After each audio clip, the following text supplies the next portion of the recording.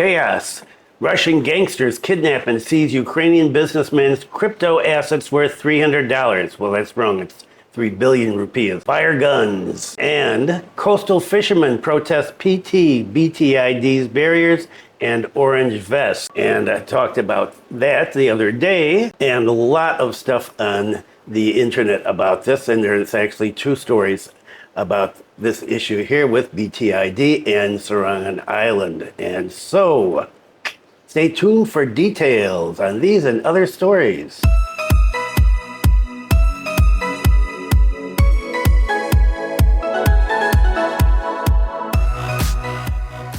Selamat siang. Welcome to the latest news from Bali, Indonesia. This is January 31st, last day of January 2025, and my name is Bruce. And what is the weather like today? So yesterday I said it was yucky, and it was at the time. I know, David, it's not that hot, but wow, what happened was the wind picked up and picked up and picked up, and at one point it was up to 45 kilometers per hour. And rain came along with that.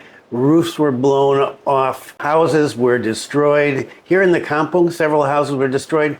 Sue and I spent an hour last night trying to keep the seine from blowing away because it became loose in the wind. And, well, we ended up getting cables and a rope and finally was able to tie it down. It didn't blow off, but it was touch and go there for a while, and so it was really, really intense. Right now, it is 30.1 degrees Celsius. The wind speed is 12.4 kilometers per hour, and the humidity is 70%. The intense weather here continues. Nothing like life in paradise. And, well, and that leads me to something, again, it's like being positive, okay? Some people get really hostile and really intense about things. We're all still alive, and we're living here in Bali, and it has its great points and it has its weak points. But focusing on the negative is one way that you're going to get to the grave earlier than you want to. And the first story is about, wow, when I saw this last night, I thought, this is some kind of prank, some YouTube prank, some Instagram prank. I saw it on Instagram first, so I thought, well, I'm not even going to talk about this. This morning, it is everywhere. I saw it on the TV, Indonesian TV. It's on Instagram. It's on YouTube. It's on TikTok. It's on Facebook. It is completely viral, and it's so bizarre. Really can't figure this out still. But let's take a look at it. Chaos. Russian gangsters kidnap and seize Ukrainian businessman's crypto assets worth 3 billion rupees. Fire guns. Bali's tourism image has been tarnished by a Russian gang of gangsters. They recklessly intercepted, kidnapped, held hostage, abused, and blackmailed a Ukrainian property entrepreneur. Now, this happened last month. The incident took place in the South Kuta area Sunday, December 15th at around 1:30 in the afternoon. Bali police are currently investigating. So this happened a month ago. Why is this the news now? The police, I guess, have just released the information.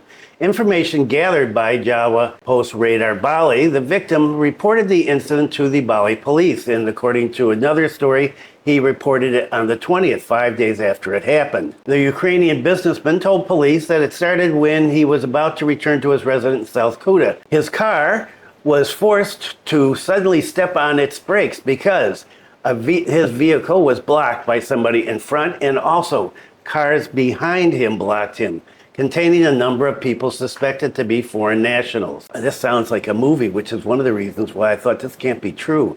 At that time, 4 muscular men in dark clothing, even wearing police vests, got out of the Alphard car. And there's a video on this, and you can easily find it, while 2 people got out of the Innova car. Criminals wearing face masks rushed out of the car and fired the weapons they were carrying several times.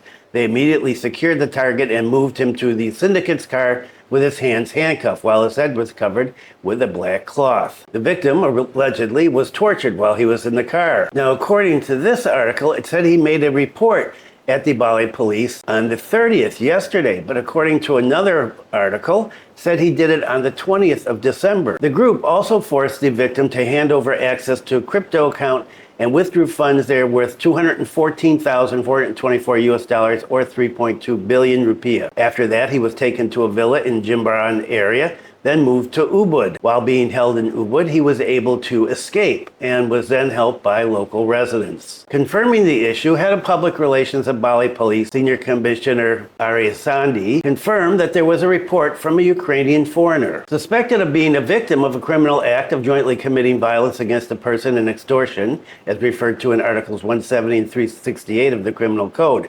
There were 9 foreign nationals reported, consisting of people from Russia, Uzbekistan, and Ukraine. This case, according to the police, is getting a lot of attention. The case is said to be still under investigation by the Directorate of General Criminal Investigation.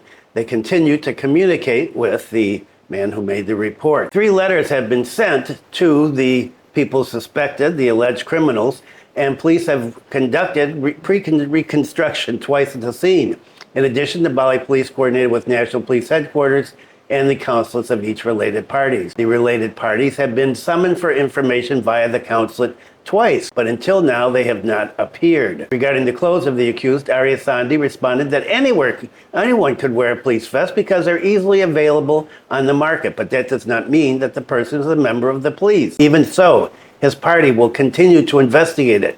Yes, we are still investigating, he concluded. So a lot of questions about what's going on here. And so this is a mess. If all of this happened as is alleged to happen, pretty intense for Bali. What is happening here? As I said, there's a lot of questions here, and I'm not going to speculate on anything. Wait and see what developed. And let's talk about Serangan Island, because I talked about that the other day, about the name change to Kura-kura. Well, there is more problems with Serangan Island. Coastal fishermen protest BTID's barriers and orange vests. The barrier buoys installed by Bali Turtle Island Development, PTID, continue to draw protests from fishermen on Serangan Beach, Denpasar.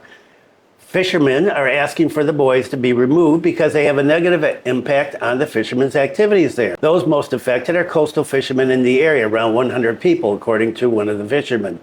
And he said this during a meeting with Indonesian House of Representatives, Bali DPR-DPD, and the BTID. And this meeting took place yesterday. The buoys are considered to have caused fishermen's catches to decline.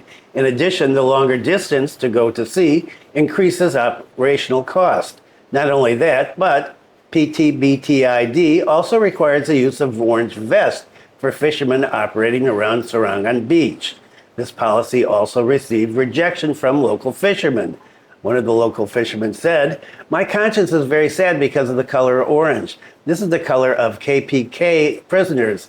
And the difference is that there it says KPK prisoners, here it says fishermen. Responding to this, BTID President Commissioner explained that the installation of buoys was done for safety reasons. There was once an illegal fuel dump in the lagoon because the place is hidden and officers cannot guard it 24 hours a day. The buoy is intended for security so that there are no more similar cases or even more sinister ones like drugs and other products that are prohibited by the law. That is our responsibility, he said. He also stated that orange vests were used to facilitate the monitoring process. I don't see any violations. Maybe the problem is security narrative that needs to be fixed. The ban is intended for security and for ongoing projects. Later, when it's finished, it will be widely open to the public. Schools, performances, and factory outlets will be open. The company plans to hold a meeting with management regarding this issue. However, the meeting has not yet been scheduled. Okay, so the fishermen are upset. So as I said the other day, this is a special economic zone, and they're building all these things here. And so this has impacted the life of the residents there, and this is the next story. Residents of Serangan restricted from entering Kura Bali. DPR-DPD RI members concerned. Residents of Serangan Village, Denpasar are restricted from entering the Kura-kura Bali Special Economic Zone. Members of the Indonesian House of Representatives, DPR, and Regional Representative Council, DPD, are concerned about the situation. We are concerned. They were born here, grew up here. If the region is considered too suspicious for them, it's completely unreasonable, said member of the Indonesian House of Representatives, Inyoman Adi Wiryatama, after meeting the community on Serangan Island yesterday. Adi asserted that the Serangan community has the right to live in their own homeland. According to the member of Commission 4 of the Indonesian House of Representatives, the community's problem with the Bali Kura-kura Special Economic Zone is actually simple. However, if this is not resolved, it could become a big problem. If it is not finished today, I will immediately take it to Commission 4, and if it is not finished there, I will take it to the President. In addition to highlighting the issue of restrictions on people entering Kura-kura Bali, Adi, along with other members of the Indonesian House of Representatives from Bali, Inyuman Parta, and members of the Indonesian Regional Representative Council, Nilu Jelantik, also received aspirations regarding fencing on the east side of Serangan Island. This is what we said when we met BTID. We will eliminate that, said Nilu Jelantik. Meanwhile, Parta added that all problems that prevent fishermen in the community from going around must be removed. The principle is that the sea will always be a public space that cannot be negotiated. I'm going to conclude with a good news story about former President Gus Dur. PKB, Gus Dur deserves to be a national hero for initiating Chinese New Year holiday. Now, a little background before I get into this. Abdurrahman Wahid, popularly known as Gus Dur, was the fourth president of Indonesia, serving from 1999 until his impeachment in 2001. He was a prominent Islamic religious leader and the founder of the National Awakening Party, PKB. Before becoming president, he was the chairman of NU, one of Indonesia's largest Islamic organizations. Gus Dur was known for his commitment to pluralism and tolerance. He lifted the ban on celebrating the Chinese New Year and officially recognized Confucianism as a religion in Indonesia. His presidency was marked by efforts to reduce the military's influence in politics and promote interfaith dialogue. Remember, he became president shortly after Suharto resigned from office. However, despite his achievements, the presidency faced significant challenges, including political instability and economic turmoil, which eventually led to his impeachment. He continued to be an influential figure in Indonesian politics until his death in 2009. The chair of the PKB MPR RI Faction, Neng Eem Marhamah Zulfa, said that the fourth president of the Republic of Indonesia, Gus Dur, deserves the title of national hero because he fought for Chinese New Year as a national holiday.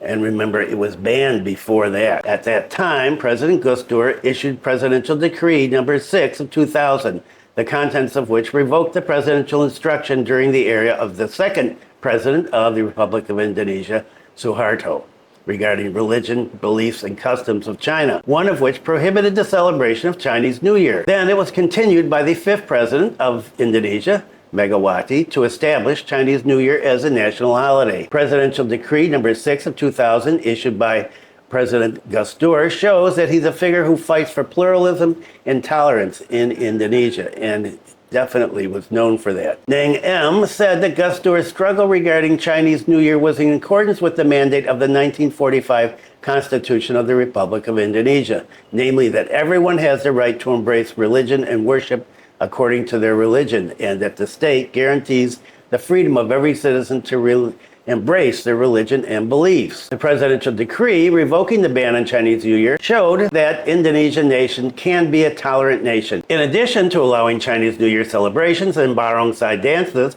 she said that President Gus Dur's decree also emphasized that the terms native and non-native are no longer relevant. In the Gus Dur era, Confucianism, which is practiced by ethnic Chinese, was officially recognized as an official religion in Indonesia. The PKB faction of the MPRRI is currently preparing all the requirements for Gus Dur to be named as a national hero. She also said that Gus Dur was once given the title Father of Chinese in 2004. The title was given to him because he revoked the presidential instruction that prohibited Chinese New Year. She said the momentum of Chinese New Year celebration today also reminds us that Gus Dur is very worthy of being a national hero, especially since the MPRRI in September 25th, 2004 has revoked the MPRRI Decree number 2, 2001 concerning the dismissal of Gus Dur as the President of the Republic of Indonesia. Okay, that is it for today. Thanks for viewing. Be kind to someone today. Take care, and let's hope that the weather gets better soon. See you next time. Have a great weekend.